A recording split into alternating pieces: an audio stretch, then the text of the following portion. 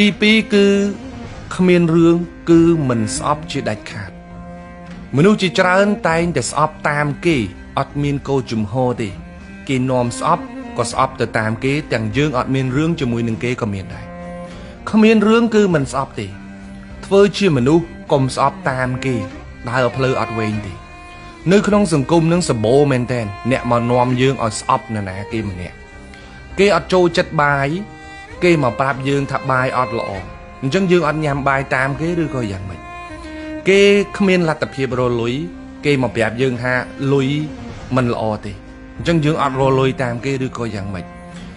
គេមិនចូលចិត្តបុគ្គលណាមួយ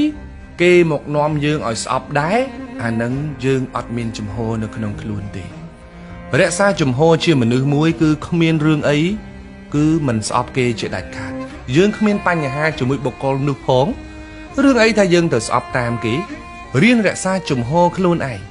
ពេលខ្លះនិស័យមនុស្សមិនដូចគ្នាទេ